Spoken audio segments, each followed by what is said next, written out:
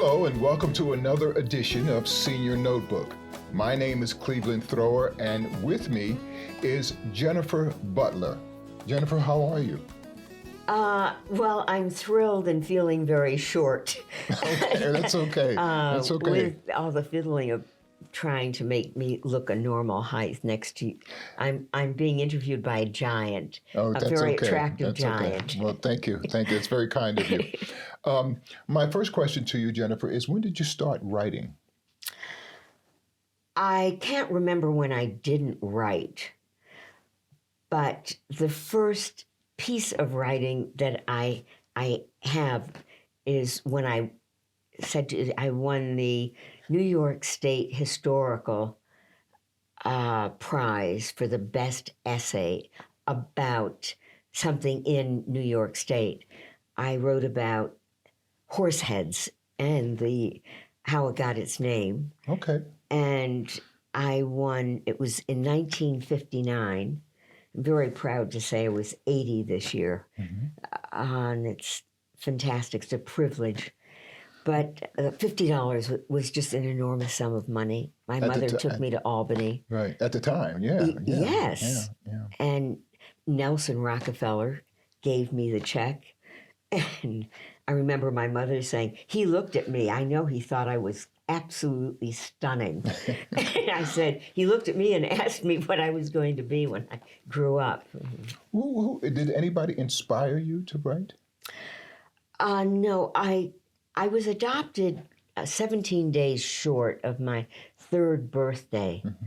And I wanted to know who was she? In the confusion of both my mothers.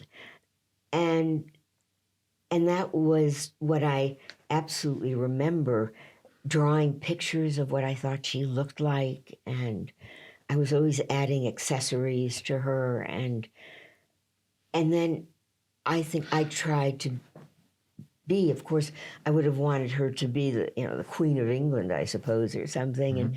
And then I could say, oh, well, I'm going to grow up and be those things that I had imagined that she might be. Well, to be a writer, you have to have a good imagination. Oh, yes, and it was safer for me. Do you use an outline when you write, or you just That was write a good question. off the top of your head? I am a very structured person, and I think I have an instinct of beginning, middle, and end from all the writing I have done over my 8 decades. But there is something I'm always trying to figure out. It's always about someone's behavior, and that is where it begins. You mentioned to me before the camera started rolling that you like peace and quiet when you're writing. If the door is closed, leave it that way, because I'm in the process of, writing, whatever it happens to be. And what is the most difficult thing about writing? Well, it's that, interruptions. People don't understand that writing is like being an athlete with, your mind, your body, and your soul. And it's like interrupting a runner, tripping him if I'm disturbed in the middle of a sentence or in the middle of a paragraph or in the middle of a thought. And it's incredibly difficult to get back to it. I can never get back to it that day. I have to just throw in the towel and stop the race. Okay. Prose. Have you written poetry, and how do you like it? Oh, well, I have written poetry. I look back on things I wrote 40 and 50 years ago. I'm trying to call my books and my work, and it's good. It's good. It just wasn't good enough to get paid for. Okay. And how many books of poetry or prose did you write? Oh, I have 2 notebooks full. Okay. All right. Okay.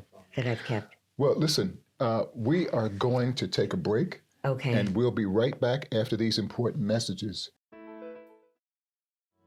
Welcome back. We're here talking to Jennifer Butler, and she's a writer personified, if I can use that word, and she has written poetry and many, many things she's tucked under her belt. One of the things that she has done is she has written for the TV show WKRP in Cincinnati. And Jennifer, would you just tell us a funny story about WKRP? Well, the funniest thing is that the KRP stands for crap. Because when I called, we were trying to figure out the call letters.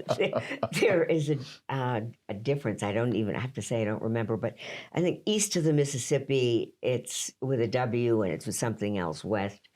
But I was just so thrilled to be getting paid a decent wage and working with professional people. And I said, oh my God, this is so exciting. And he said, what is it? I said, it's going to be a half-hour situation comedy. And he said, oh, what are you writing that crap for? Oh, that's it, KRP. And that's how... That is fantastic. That's a very interesting story. And I don't think any of our viewers have any idea that that's what the WKRP stood for. Is there one particular person that you liked writing for or writing with? On that show? Yeah. No, the person I liked writing the most for was Lily Tomlin. Lily Tomlin, okay. Yes, creating a situation comedy drama for her. The pilot got made, but it did not get picked up. But she is still a force. And do you ever speak to any of the writers or Lily Tomlin? I haven't kept up at all with my Hollywood decade. I liked it. I appreciated it. It gave me all the roots and skills and confidence to spend the rest of my life writing. But except for one person, Court Cassidy, I have not. Do you prefer writing drama or comedy, or does it matter? Well, all drama, if it's good, has comic moments in it, and all comedy has serious moments. I don't think about whether it's funny or it's it. Of course, I do with the pacing. I want to entertain people, and I want them to come away from whatever I write with a thought. As a little girl, I actually did think that turkeys flew. And that is where the germ of the idea for the Thanksgiving show, that is the one episode everyone remembers about WKRP in Cincinnati. Question, do you, aside from making the character believable, in any piece of your writing, what do you focus on? Their behavior. Okay. The choices that they make, whether, to love or to hate. Do you ever see people in your surroundings, walking down the street, at church, in grocery stores, that you might use some of their actions? Or every day. Really? Every single day. It's why life is so exciting to me, because people are so bizarre. I'm as weird as the next. But I did Even more so today. Yes, but I'll give you a recent example. I hadn't written a thank you note to someone. And I thought, oh my God, if I had only written it 2 months ago, I could have said, oh, that was just great. It was wonderful seeing you. Thank you. Now it's 2 months later. I have to write Middlemarch to make the excuse, those kinds of moments. Right. We're getting ready to end, but I want to just touch on this just a little bit. What prompted you to come to Elmira? And I know you were in Paris at one point in time. Yes, for 30 years. 30 years. Yes. Wow. What prompted you to come here to Elmira? My husband died, and it's home. And I'm sorry to I hear that. wanted, thank you. I wanted to find out why I fled Elmira. I wanted to understand my mother, and she had always wanted this house. Okay. Okay. Well, Jennifer, thank you so much from the bottom of my heart Oh, thank for you. doing the interview with us here on Senior Notebook. And we want to thank you for tuning in to Senior Notebook. And whatever you do, be safe.